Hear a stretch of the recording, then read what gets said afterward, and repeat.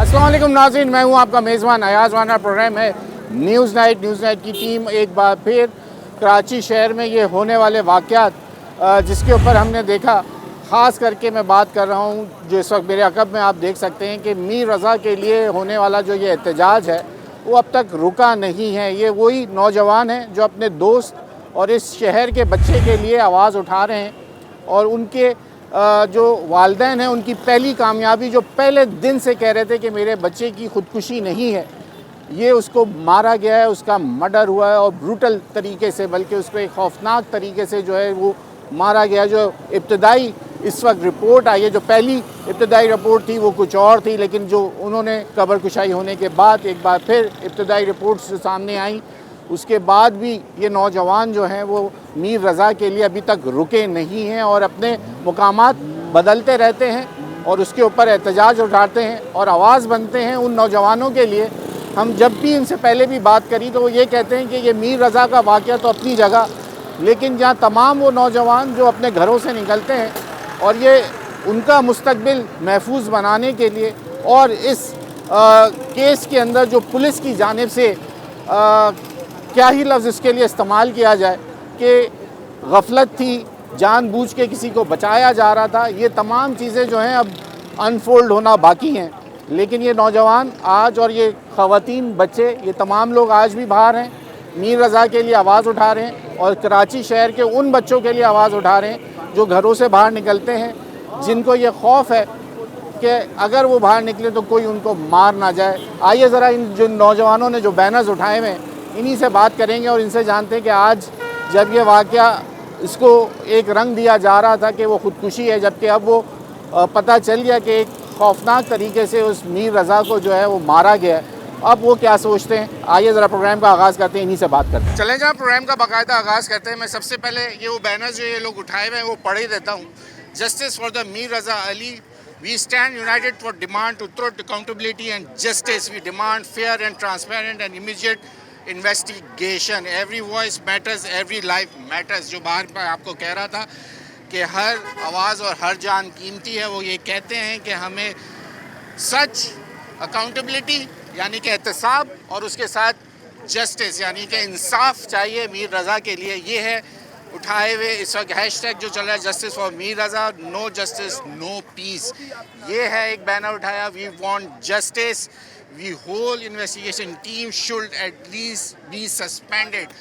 उनका ये मानना है, इनका कहना है कि ये जो इन्वेस्टिगेशन पहले की गई, जिसके अंदर बड़े अफसोस के साथ हमें कहना पड़ता है कि आईजी साहब एक दिन कबल आके कह देते हैं कि जनाब केस हम सॉल्व कर चुके हैं, हम तो बताने वाले थे, लेकिन उसके बाद अब जब दोबारा से ये तमाम उनके पेरेंट्स, ये बच्चे, ये नौजवान इस कराची शहर के लिए जो आवाज़, इन आने वाली नस्लों के लिए जो आवाज़ उठा रहे हैं, उनकी आवाज़ के बाद जब दोबारा से कब्र कुशाई हुई और उसके बाद जब ये तमाम एक इतने खौफनाक हक़ाइक़ सामने आए, जो बार बार उनके वालिद कह रहे थे मीर हसन साहब कि मेरे बच्चे ने ख़ुदकुशी नहीं की, वो पिछले 12 दिन से एक ही बात कह रहे हैं और पुलिस ये चाह रही थी, ये इन्वेस्टिगेशन चाह रही थी, वो ये अब बाकी होना, ये सामने आना बाकी है कि क्या होगा, कौन इसके पीछे, ये ही सब डिमांड कर रहे हैं। अस्सलाम वालेकुम, मैं इन्हीं से बात कर लेते हैं। अस्सलाम वालेकुम आंटी, आप इन नौजवानों के साथ खड़ी हैं, क्या चाहते हैं आप लोग? और ये जो वाक़या हो गया, अब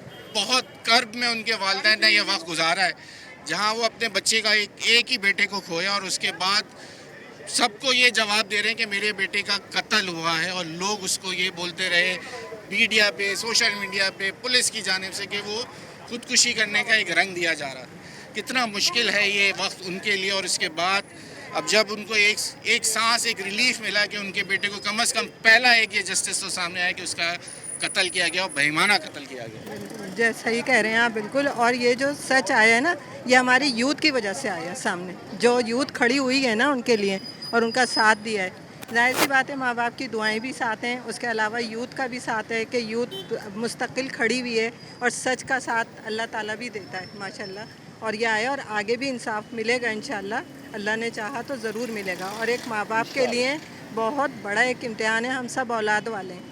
हम सबको पता है कि ज़रा सा बच्चे को बुखार हो जाता है तो हम कितना तड़प जाते हैं, और उस बच्चे के साथ जो जुल्म हुआ है, और उसके साथ ही नहीं, अभी आप बताएं 1.5 साल की बच्ची के साथ क्या जुल्म हुआ, अल्लाह क्या हुआ, आप ये बताएं। इस जैसे कितने बच्चे, कितनी लड़की हैं, क्या है ये मुल्क है हमारा, इस्लामी मुल्क है मैं ये, आपको कोई बताऊं, इंसाफ मैं ही अभी नहीं है। 2 दिन पहले एक जुनेजो कॉलोनी में गया हूँ। मीर रजा के ही वक्त के दौरान वो बच्चा गटर में बह गया और 3 किलोमीटर दूर जाके उस बच्चे की लाश मिली है। तो और कोई वहाँ हमारे इदारों के अंदर वो कह रहे हैं ड्राइवर ही नहीं है हमारे पास, 11 22 के पास ड्राइवर्स नहीं है जो किसी की लाश गटर में से या किसी नाले में से निकल रही है। ये इतने जाहिल हैं, इन्हें कुछ नहीं पता।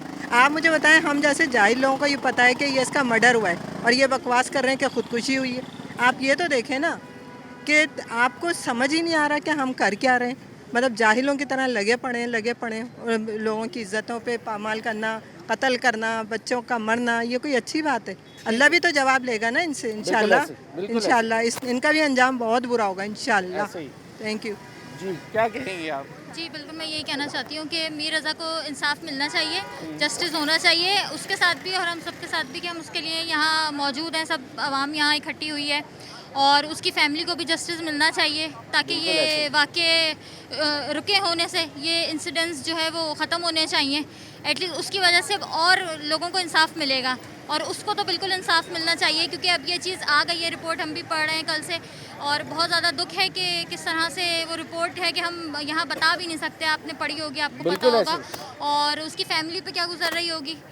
एक इकलौता उनका बेटा, एक इकलौता उनका भाई, और वो किस कर्ब में होंगे इस वक्त, हम तो अंदाज़ा भी नहीं लगा सकते। हमारा कोई रिश्ता नहीं है उससे, लेकिन हम पहले दिन से जब से उन्होंने उस बच्चे को देखा होगा, वो जो तस्वीरें हमने देखी हैं, वो किसी वालिदैन के लिए देखना मुमकिन नहीं है। हम ये कह सकते हैं वो पिक्चर्स देख के कि नहीं ये तो मर्डर है सीधा सा, और ये इनको लग रहा है खुदकुशी है।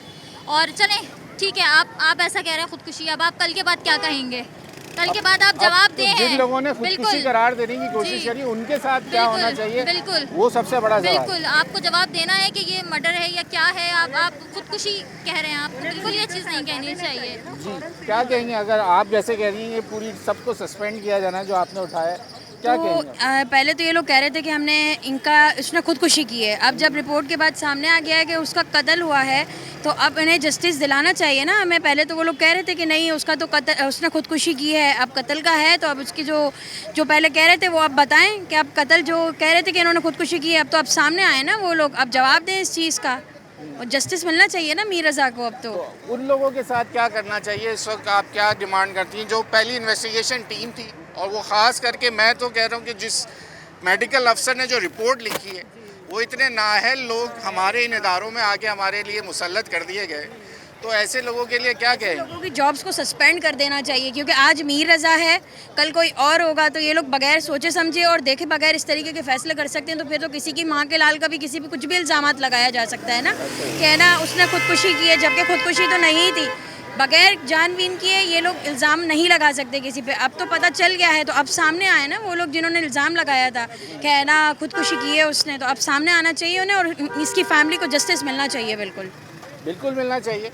अब जो यहाँ एक बड़ी तादाद, बहुत शुक्रिया आप लोग का बात करने के लिए, ये नौजवान और ख़ास करके ये मेरे लिए इस वक्त सबसे मोहतरम ये हैं जो इस वक्त व्हील चेयर पर भी बैठी हैं, और उनके हाथ में जो बैनर है वो कह रही है वी वांट जस्टिस, और मीर रज़ा की तस्वीर उठाई हुई है।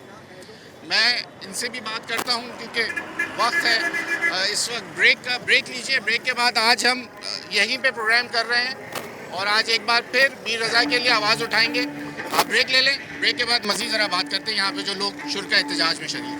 ब्रेक।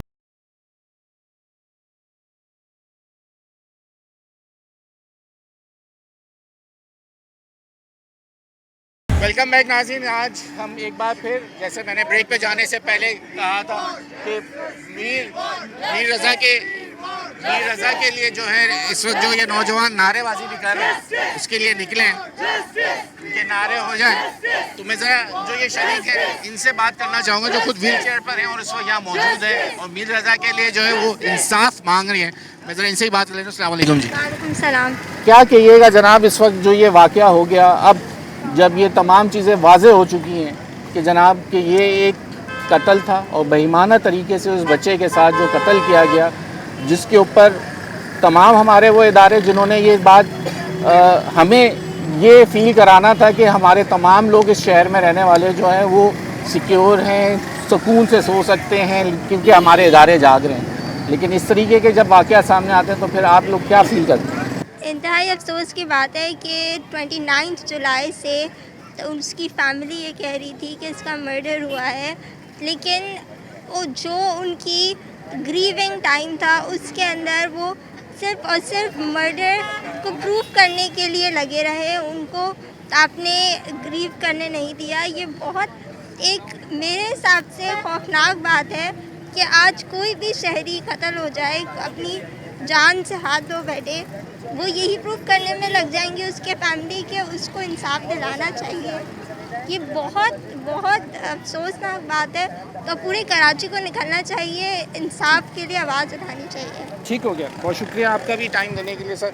आपके साथ हैं जी, आपको सलाम है। मैं उन तमाम शुरका जो इस वक्त हैं उन तमको मैं सलाम पेश करता हूँ कि वो इस वक्त आने वाले फ्यूचर के लिए हमारे नौजवान उनका जो फ्यूचर है उसको ये सिक्योर कराने की कोशिश है कि आने वाला ये अब इस तरह का निज़ाम, मैं क्योंकि आपसे थोड़ा बात करने में हो गया, जो बात की जा रही है कि ये सिस्टम अब ऐसे नहीं चल सकता, हम इस निज़ाम के तहत अपने बच्चों को नहीं छोड़ सकते, निज़ाम बदलने का वक्त है। तो अगर ये हुक्मरान समझते हैं कि हम एक मीर रज़ा के साथ इस तरह का वाक़या करने के बाद आवाम जो है वो कुछ दिन सड़कों पे निकलेगी और उसके बाद फिर सब अपनी नॉर्मल लाइफ में चले जाएंगे, क्या कहेंगे कि या इस निज़ाम को बदलने की हमें ज़रूरत है? देखें, बड़ी अनफॉर्चुनेट रियलिटी है कि लोग कुछ दिन प्रोटेस्ट करते हैं, उसके बाद फिर अपने अपने कामों में मशगूल जाते हैं, घर चले जाते हैं। इट्स अबाउट टाइम के प्रॉपर एक्शन होने चाहिए और निज़ाम बदलने से पहले जो कम से कम ये इनके पीछे जो भी लोग इन्वॉल्व हैं या जो भी मतलब इसके पीछे कार्रवाई हुई है उसकी प्रॉपर इन्वेस्टिगेशन होनी चाहिए और प्रॉपर उसको जो है ना उसके साथ उसका इसके कहना चाहिए कि सज़ा मिलनी चाहिए उसको। और बाकी निज़ाम बदलने की बात है कि जी लोग निकलेंगे तो निज़ाम बदलेगा, लोग अपने हक़ के लिए आवाज़ उठाएंगे तो निज़ाम बदलेगा। वरना तो बदलने नहीं, जाहिर बात है, लोग जब तक अपने कंफर्ट लेवल में रहेंगे कुछ भी नहीं होने वाला। तो अपना कंफर्ट जोन से निकलें और कराची की आवाज़ बने और कराची के निकलें। We are a Karachiites, we are a family. बिल्कुल ऐसे। तो बहुत शुक्रिया वाक़या देने के लिए। मैं इन जाओ थोड़ा सा मुझे जगह दिएगा, जो लोग शरीक यहाँ बात करेंगे हमसे, क्या कहिएगा ये इस तरह के वाक़यात। अच्छा, अब देखिए बात सारी, अब आपसे सवाल करने का मेरा सवाल थोड़ा डिफरेंट होगा कि अगर आपके साथ कोई ऐसा मसला है, कोई ऐसी बात है कि जो आपको कोई थ्रेट कर रहा है, कोई आपको ह्यूमिलेट करने की कोशिश कर रहा है, कोई आपके साथ बदतमीज़ी कर रहा है, सोशल मीडिया पे ही सही, घर से बाहर निकलती हैं, कॉलेज जाती हैं, कहीं काम पे जाते हैं, तो जो आपको तंग कर रहे हैं लोग, तो आप ये बात आपस में डिस्कस क्यों नहीं करते कि और ख़ुद से इसको सॉल्व करने की कोशिश नहीं करते, या आप अपने घर वालों से, अपनी बहन भाइयों से, अपने दोस्तों में, अपनी माँ, अपने बाप को, ऐसा आपको कंफर्ट लेवल मिलता है घर में या दोस्तों में कि कोई भी हरासमेंट आपके साथ हो रही हो या कोई आपको थ्रेट हो तो आप बता सकें उसे? जी, मेरे घर का माहौल तो बहुत कंफर्टेबल है, मतलब पेरेंट्स से इतना वो दिया है कि आप घर में ईज़िली मैं बता देती हूँ, कोई भी तंग करो, कुछ भी हो, लाइक मुझे कुछ शक हो या कुछ भी हो, मैं अपनी फैमिली से और स्पेशली अपनी मदर से और अपने भाई से डिस्कस कर लेती हूँ। वो मुझे लाइक पूरा सपोर्ट करते हैं इस चीज़ पे, और वो ये नहीं बोलते कि चुप रहो, बोलते हैं एक्शन लो इसके ख़िलाफ़। तो क्या आज आप एक्शन लोगे, बोलोगे, तो फिर आगे जाके और लड़कियों की हिम्मत आएगी और वो लोग एक्शन लेंगे इस चीज़ पर। क्योंकि मेरा सवाल करने का मकसद है कि कोई ना कोई ऐसा थ्रेट होगा जो मीर रज़ा को खुद पता है, उसके पेरेंट्स को नहीं पता, और जिस तरह उसका कत्ल किया गया है, और तो यकीन है उसके पीछे कोई ना अवामिल होंगे, कोई ना कोई वजह होगी, तो वो अगर किसी से डिस्कस करता तो यकीनन शायद जान बच जाती, कुछ निकल आता, कुछ बीच का रास्ता होता, वो अपनी जान नहीं गंवाता।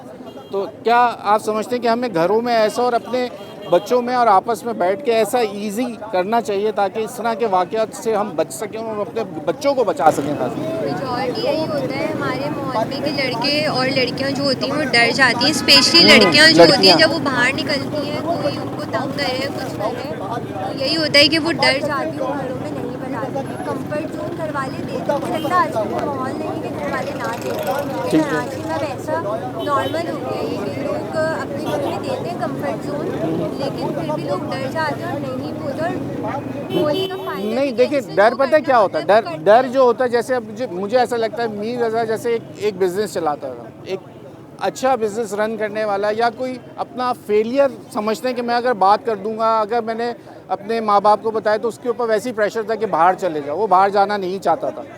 तो ऐसे ही आपके साथ भी अगर आप कहीं काम पे जा रही हैं या यूनिवर्सिटी जा रही हैं तो ये डर होता है कि मैं बता दूंगी तो मुझे घर से निकलना बंद कर दिया जाएगा। सबसे बड़ा खौफ ये होता है कि लोग ये इस वजह से बहुत सारी बातें नहीं बताती, बच्चियां भी और बच्चों के साथ भी बहुत सारे ऐसे वाक़यात होते हैं जो नहीं बताते। ये एक बहुत ज़रूरी है हमारी जनरेशन को कि बताएं, बात करें एक दूसरे से।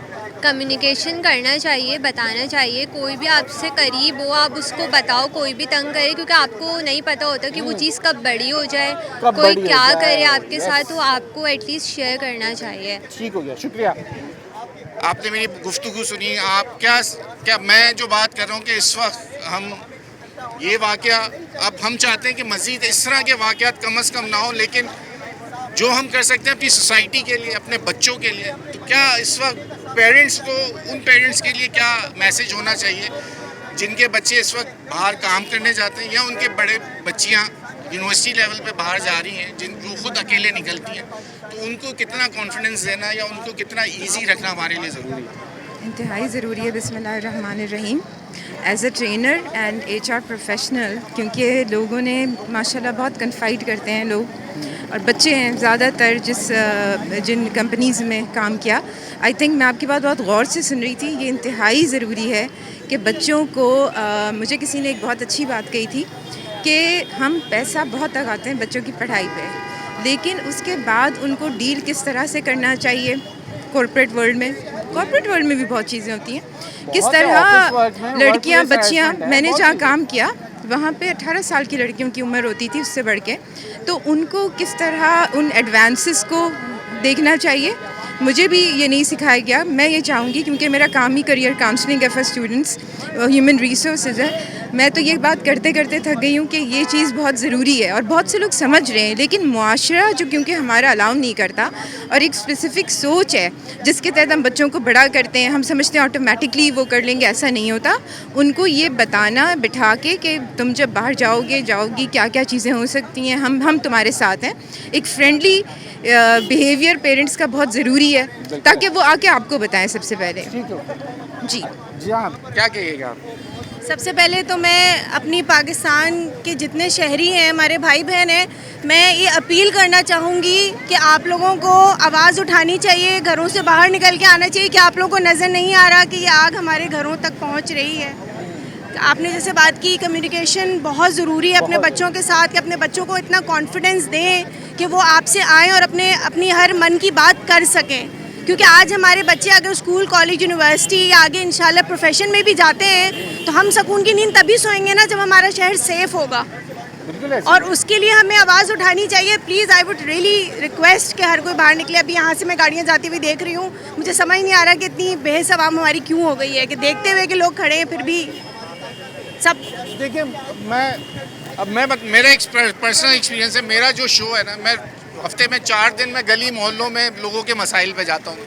किसी को पानी का मसला है, किसी की बिजली का मसला है, किसी की गैस का मसला, जो हमें बुनियादी सहूलियात के ऊपर मैं जो रोज़ाना की बुनियाद पे प्रोग्राम करता हूँ। अब लोगों के अंदर मसला ये है कि वो मुझसे ये तक कहते हैं कि आपके आने से या हमारे बात करने से क्या ही हो जाएगा। मसला हमारी सोच ये हो गई है कि आप मीडिया पे कर लें, सोशल मीडिया पे कर लें, लेकिन वो ये समझते हैं कि भाई अब बोलने से कोई फ़ायदा नहीं है। लेकिन उनको ये बात ये भी समझानी ज़रूरी है कि बोलना ज़रूरी है, बोलते रहना है। अगर हम चुप रहेंगे तो फिर ये वाक़यात मज़ीद बढ़ जाएंगे।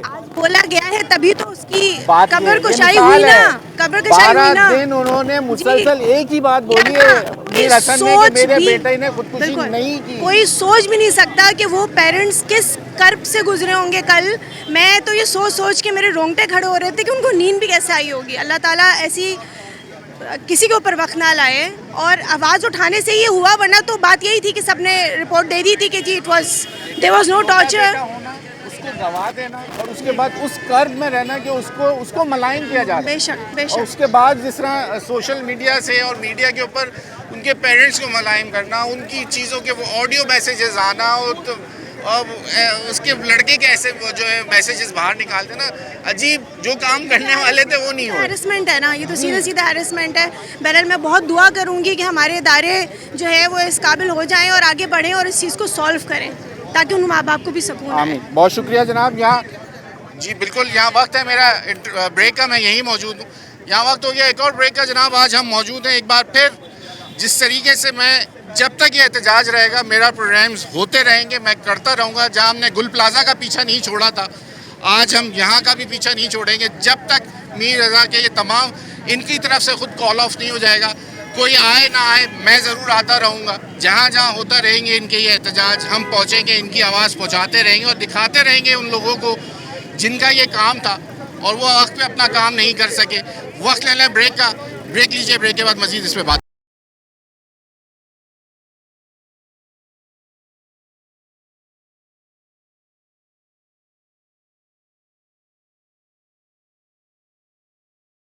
वेलकम बैक नाज़रीन। इस वक्त नारे लग रहे मीर तेरे खून से इनकलाब आएगा, और ये तमाम नौजवान जो हैं इस वक्त ये नारे लगा रहे हैं। इन्होंने ये उठाया हुआ है जनाब, पाकिस्तान से मोहब्बत, सिस्टम से नफरत। सिस्टम से नफरत, यस जी हाँ।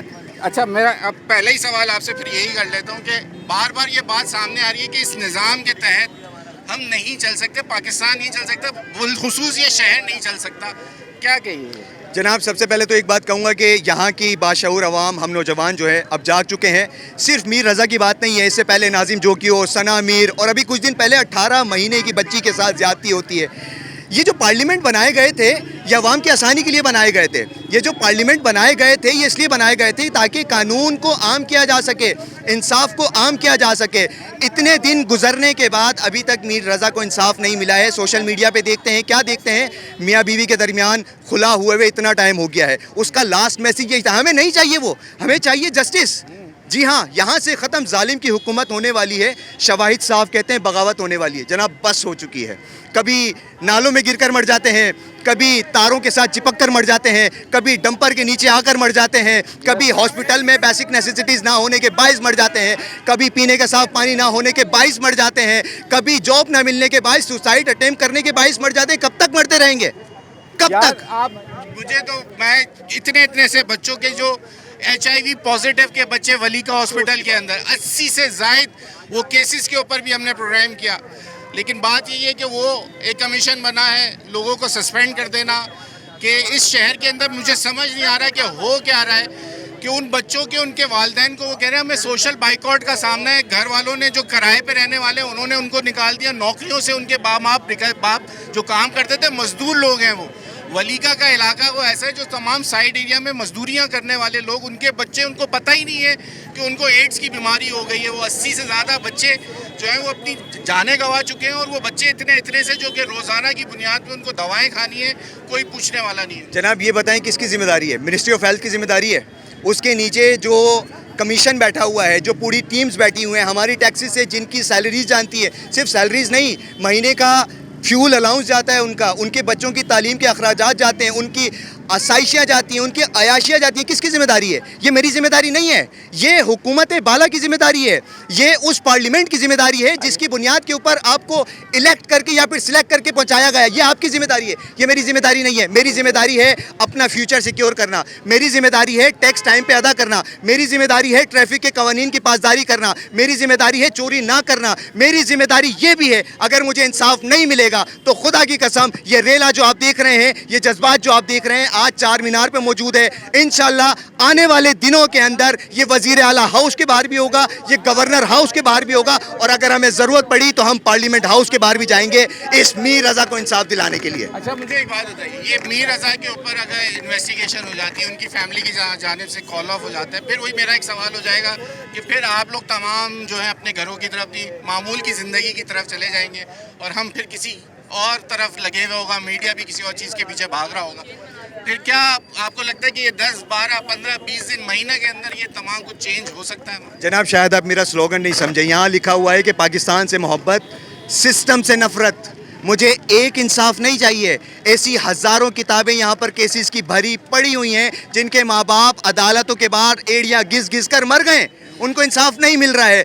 यहाँ पर वो बच्चे जिसके बाप को जो है मार दिया गया है, उनके सर से जो है साया उठ गया है। मैं सिर्फ बात कर रहा हूँ सिस्टम को बेहतर करने की। यहाँ पर जितने भी लोग हैं ये सिस्टम को बेहतर करने की बात कर रहे हैं। हमने पाकिस्तान इसलिए आज़ाद नहीं किया था कि हम जिस्मानी तौर पर आज़ाद हैं, लेकिन मैं लफाजी तौर पर आज़ाद नहीं हूँ, मेरे अल्फाज आज़ाद नहीं है, मेरी सोच आज़ाद नहीं है। 80 साल गुजरने के बाद भी सर मुझे अफसोस होता है कि हम यहाँ पर बेसिक नेसेसिटीज़ के लिए हक मांग रहे हैं, हम लाकानूनियत के लिए खड़े। दुनिया तेज़ी से पता नहीं कहाँ पर मूव कर गई है ना। अगर हमें उस तरफ लेकर आना, देखिए हमसे काम करवाएंगे, हम टैक्स पे करेंगे, ये मुल्क तरक्की करेगा, निज़ाम आगे बढ़ेगा। काम कुछ और करना, मुझे शर्म आती है। आज 80 साल होने के बाद भी मैं गटर, बिजली, पानी और गैस के ऊपर गलियों मोहल्लों में जाके लोगों की बात करता हूँ और लोग उस पर भी कहते हैं कि हम क्या ही कर लें, आप जितना भी बोलें निज़ाम नहीं बदलेगा। मसला सारा ये। बहुत शुक्रिया आपका वक्त देने के लिए। चलें जनाब, इस वक्त यूट्यूबर हैं, इन्फ्लुएंसर हैं, मुस्तफ़ा हनीफ साहब, वो भी आ गए हैं इस प्रोटेस्ट के अंदर। इनसे जान लेते सर, तमाम सिनेरियो आपको पता है, आप देख रहे होंगे। आप ये 12वां दिन होने को आ गया और ये एहतजाज चल रहे हैं। ये नौजवान, ये और इनके वाले साहब, सिर्फ ये वही वाहिद लोग थे जो कहते थे कि मीर ने खुदकुशी जो है नहीं की, उसका मर्डर हुआ है, और वो इसमें कामयाब हुए हैं अपनी इस बात को कि जब उसके लिए उन्होंने 12 दिन लगा दिए। उस वालिदैन जब अपने इतने कर्म पे, और उनके साथ क्या क्या इस सिस्टम में हुआ वो सबके सामने, क्या कहेंगे? मैं तो ये देख रहा हूँ, ये सोच रहा हूँ कि इस वक्त उनकी फैमिली उस बच्चे की शादी की तैयारियों में बिजी होनी चाहिए थी। सही है, ये प्लानिंग का पार्ट था। लेकिन आज 10-12 दिन हो गए और वो रोड पे धक्के खा रहे हैं अपने बच्चे के कत्ल के लिए इंसाफ मांगने में। सही है, ये कितनी बड़ी हकीकत है और कितना बड़ा दर्द है। मतलब मैं अगर अपनी बात करूँ ना, तो मैं उस वक्त शहर में नहीं था, लेकिन मुझे कहीं ना कहीं बेसुकूनी थी। मैं उठने बैठने में, खाना खाने में, हर चीज़ में मुझे फील हो रहा था कि यार कोई चीज़ की जो है ना कमी है, यार कुछ सही नहीं हो रहा। और मैं जैसे ही शहर में वापस आया, मैंने बोला नहीं यार, यहाँ पे इतने सारे लोग आए हुए हैं आवाज़ उठाने के लिए, क्योंकि गलत हो रहा है। किसी को भी शौक नहीं है। यहाँ पे लड़कियाँ खड़ी हुई हैं, यहाँ पे लड़के खड़े हुए हैं, 14-15 साल के छोटे छोटे बच्चे मैंने देखे अपने वालिद साहब की गोदों में खड़े हुए हैं, क्योंकि हर किसी के साथ नाइंसाफ़ी हो रही है। किस चीज़ के ऊपर बात करें कम है, हर चीज़ के ऊपर नाइंसाफ़ी है। और अच्छी बात है कि कराची वाले इस चीज़ का शऊर रखते हैं कि वो अब बाहर आ रहे हैं, वो अपने हक़ के लिए बाहर आ रहे हैं। आज वो चला गया, कल को दूसरा बच्चा। अगर दिन की बात की जाए तो कहीं 100 इंसिडेंट्स हो जाते होंगे, कहीं 50 हो जाते होंगे, 30-40 हो जाते होंगे। कब सिलसिला रुकेगा? मैं कह रहा हूँ ना कि जो मैंने लास्ट प्रोग्राम किया है उस इलाके में 80 लोग मर गए सिर्फ एक ही पॉइंट में, जो कि हमें पता ही नहीं चलता। कहते हैं कि यहाँ पे एक सिर्फ नाले पे दीवार खींचनी है, और 3 साल के बच्चे ने जान गंवाई।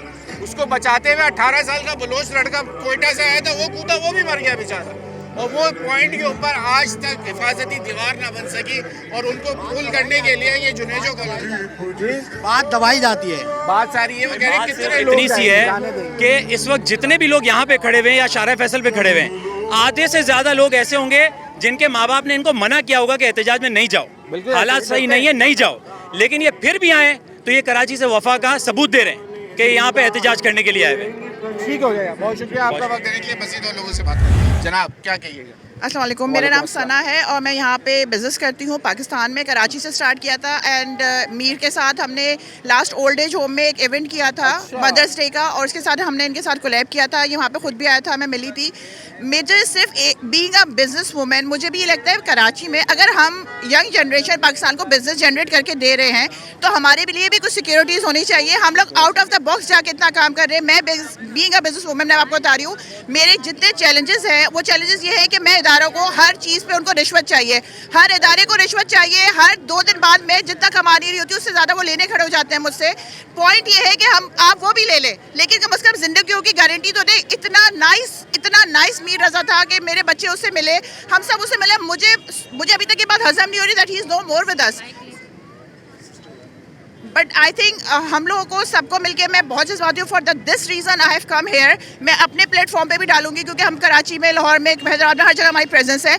हम लोग को वाकई इंसाफ चाहिए, क्योंकि इस तरह तो फिर जितने भी टैलेंटेड लोग हैं वो सब इसका इंसिडेंट देके सब पाकिस्तान से बाहर जाना चाहेंगे, कोई नहीं पाकिस्तान में रुकना चाहेगा। हम इतनी मेहनत कर रहे हैं, बिजनेस मैं खड़ा कर रही हूँ, मीर ने खड़ा किया, हम लोग सब बिजनेस इसलिए खड़ा कर रहे हैं ताकि आगे हम एक अच्छी कम्युनिटी और सोसाइटी बिल्ड कर सके। लेकिन मुझे एज अ वुमेन होकर इतनी प्रॉब्लम्स होती है कि हर थोड़ी बार इदारा आ रहा होता है झूठी चीज़ें लेके, और सिर्फ हर चीज़ पे रिश्वत चाहिए। अगर यही सब करने तो पाकिस्तान में कोई भी नहीं रुकेगा पढ़ा लिखा, कोई यंग जनरेशन। खातून हो के आपको नहीं बख्शते तो जो बेचारे यंग बच्चे और जो लोग मर्द हजरात रोडों पे काम करने निकलते हैं, उनके कितनी harassment उनके होगी। साथ उनके साथ क्या क्या होता होगा ये मैं अल्लाह ही जानता है। लेकिन जब बात जिंदगी पे आ जाए, मतलब इतनी टैलेंटेड बच्चा जो पाकिस्तान की इकोनॉमी में आगे चल के कंट्रीब्यूट कर सकता था, हम लोग अपनी सब कोशिशें कर रहे हैं, एटलीस्ट हमें प्रोटेक्शन तो दी जाए, एटलीस्ट कुछ नहीं करा जाए। तो I am asking for all the influencer, all the people जो कि जिनके पास रीच का राइट है, जब इंडिया भी कर सकता है, वो लोग सब बाहर आ सकते हैं, तो हम लोग क्यों नहीं आ रहे अपने राइट्स के लिए? हम लोग हर दफा ये सोचते हैं कि कुछ नहीं होगा, जब तक हमारे अपने घर में नहीं हो रहा, हम सब अंदर बैठे हुए।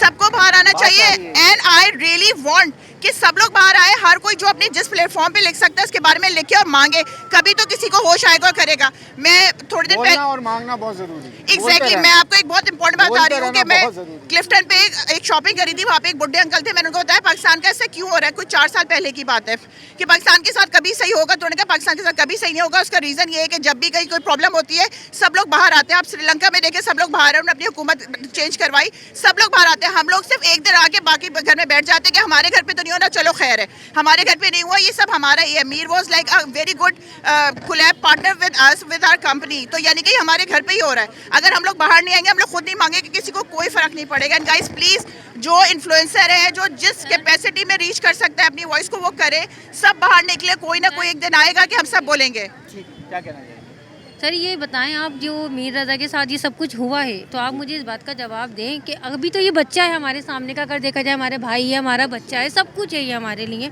अब मेरे हस्बैंड खड़े में, इधर आए आगे, ये मेरे हस्बैंड है, मेरा एक बेटा है। अब इस तरह के वाक़यात हो रहे हैं, आप बताएं मैं इसको बाहर छोड़ सकती हूँ खेलने के लिए? इतने बड़े बच्चे को नहीं छोड़ा उन्होंने, उसके साथ उन्होंने उसको कत्ल कर दिया, इतने गलत तरीके से कत्ल कर दिया। तो अल्लाह ताला ने क्या उसकी मौत ऐसे लिखी थी? अल्लाह ताला कभी किसी बंदे की ऐसी मौत नहीं लिखेगा। वो तो 70 मौत से ज़्यादा प्यार करता है अपने बंदे को। उसके साथ करा क्या है इन लोगों ने? मेरी बहन, यहाँ इस शहर में आप निकलती हैं बाइक पे, यहाँ डंपर वाला आपको कुचल के चला जाता है, यहाँ कोई पूछता नहीं है। वो इब्राहिम बच्चा भी मुझे याद आ रहा है इस बच्चे को देख के, जो नीपा के अंदर गटर में गिर गया और वो 2 दिन तक उसको हम ढूंढते रहे और वो किस हालत में मिला, वो वहाँ हमारे पास कोई निज़ाम ही नहीं है। हम अपने बच्चे को मीर रज़ा का बराबर दिखा रहे हैं कि बेटा देखो इनके साथ, अंकल के साथ ऐसा हुआ है। अभी हम कहीं निकलेंगे जाके, पीपल्स पार्टी आ जाएगी, जमात इस्लामी आ जाएगी, मुत्तहिदा आ जाएगी, पीटीआई आ जाएगी, सारे निकल कर आ जाएंगे, अपने अपने काम करेंगे, कर करा के चले जाएंगे वो हमारे साथ। हमारे बच्चों को सपोर्ट तो करो, सिक्योरिटी तो दो इनको। कहाँ जाएंगे ये?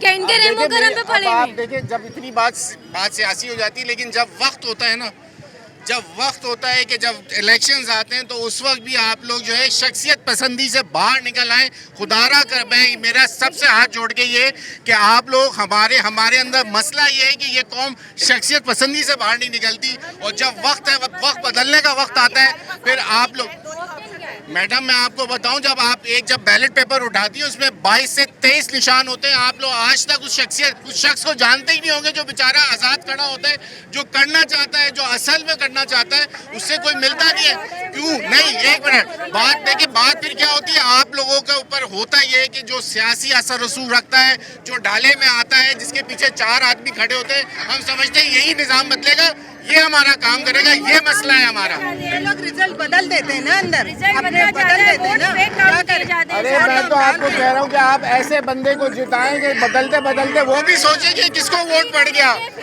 आप इस दफा इलेक्शन में जब ये तो आप लोगों को अब पता चला ना कि ये वोट बदल गए। अब बात देखेंगे, यहाँ लोग तमाम वो बाशऊर लोग खड़े हैं, इसीलिए मैं ये सवाल कर रहा हूँ। अल्लाह, ये मौका नहीं है ये सवाल का, लेकिन बात निकल पड़ती है, हम बात कुछ और करते हैं, बात कहीं और चली जाती है। लेकिन बात यही है कि जब वक्त बदलने का वक्त आएगा, तो उस वक्त फिर हमें शख्सियत पसंदी से बाहर निकलना पड़ेगा। वक्त हुआ है ब्रेक का, ब्रेक लीजिए।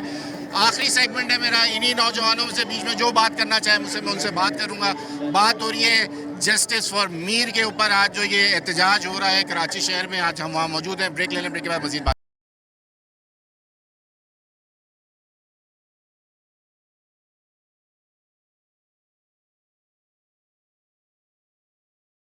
वेलकम बैक नाज़रीन। इस वक्त हम हैदराबाद के मुकाम पे मौजूद हैं और मीर के लिए एक बड़ी तादाद में जो है वो नौजवान, ख़वातीन, बच्चे, हर उम्र के लोग जो इस वक्त मौजूद हैं। जनाब मुझसे काफ़ी देर से ये कुछ कहना चाह रहे हैं, जनाब क्या कहना चाह रहे हैं?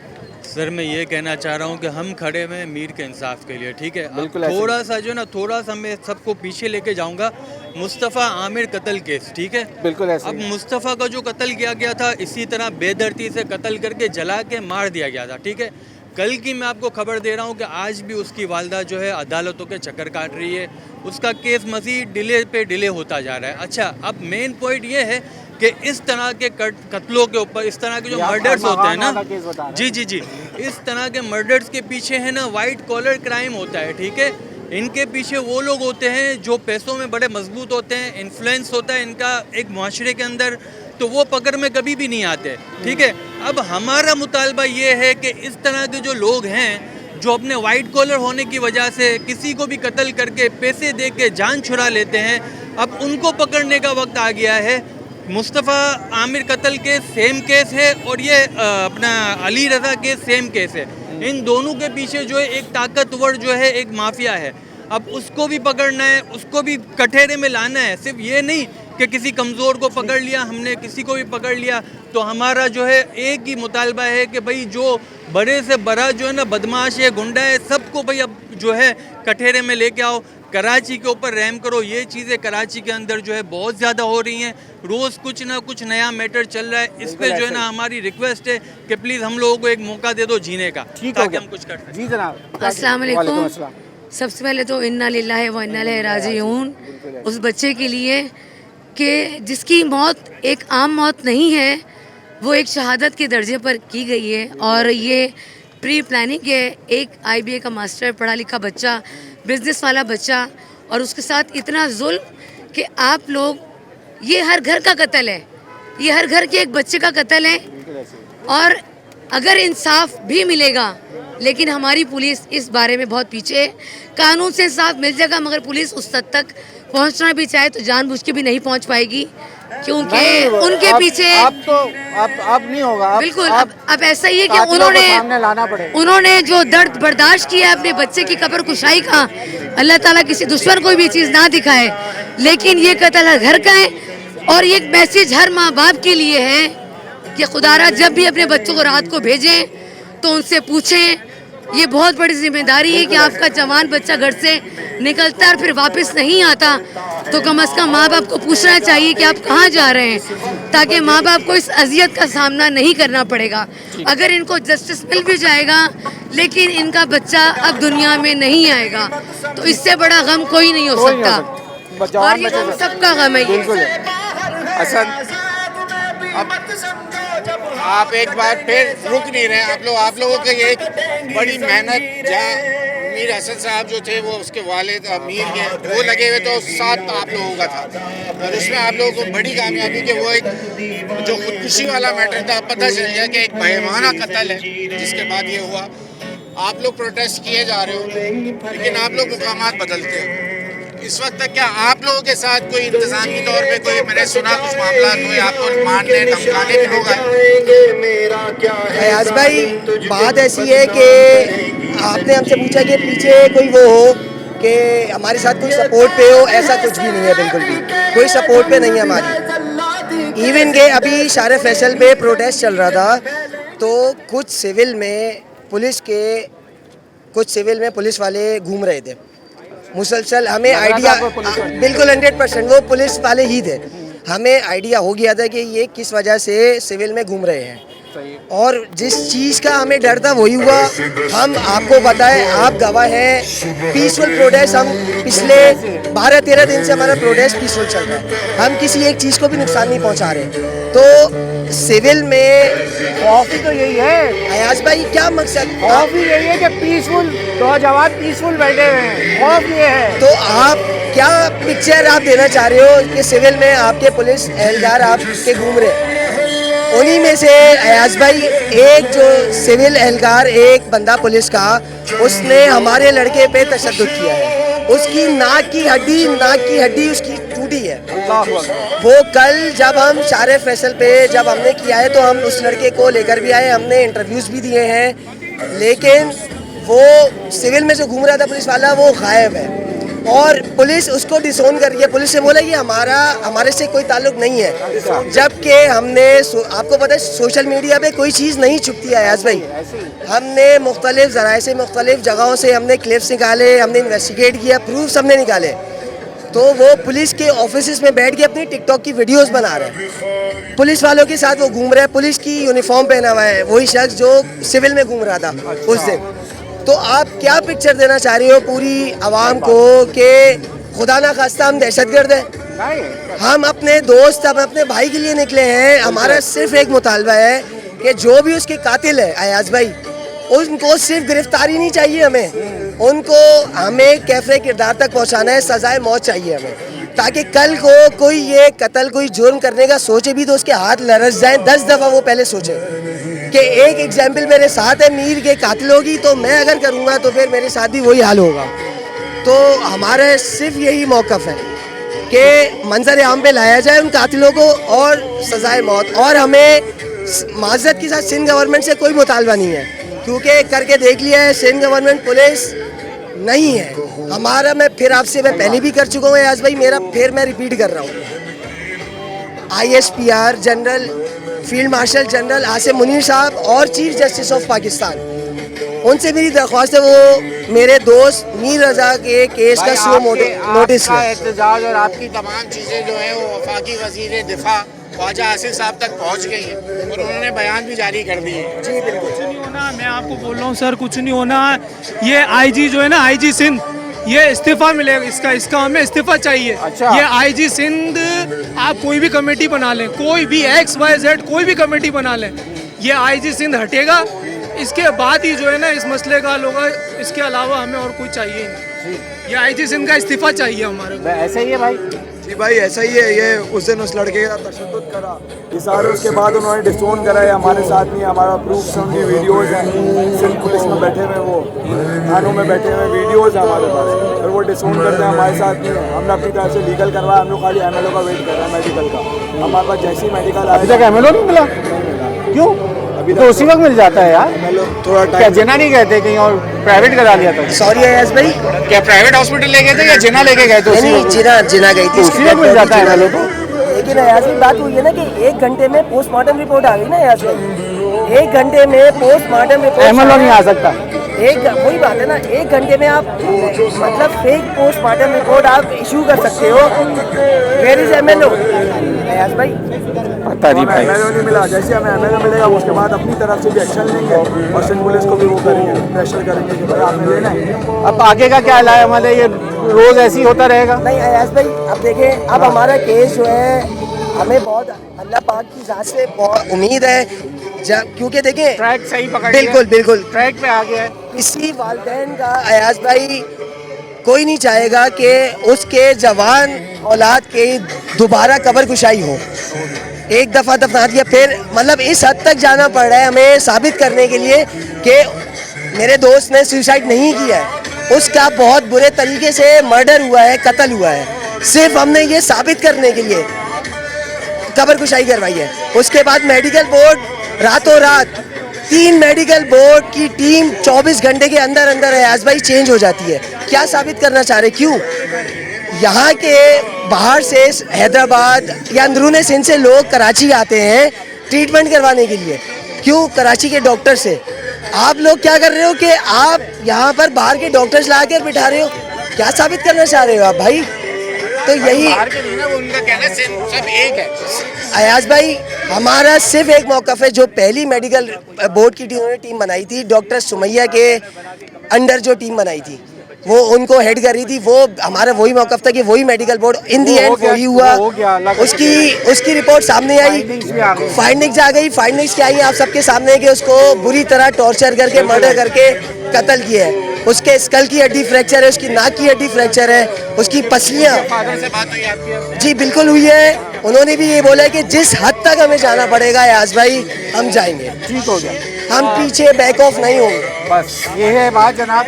ये नौजवान अब ये कहते हैं कि जनाब जो मेडिकल बोर्ड था उसके अंदर इतने इबाम थे, उसके बाद दोबारा उसे बहाल किया। उनके वाले साहब भी ये कहते हैं और ये नौजवान भी कहते हैं जब तक मीर को इंसाफ नहीं मिलेगा, जब तक ये सुकून से नहीं बैठेंगे। आज के प्रोग्राम से बस इतना ही। अपने मेज़बान अयाज राना को इजाज़त दीजिए। अल्लाह।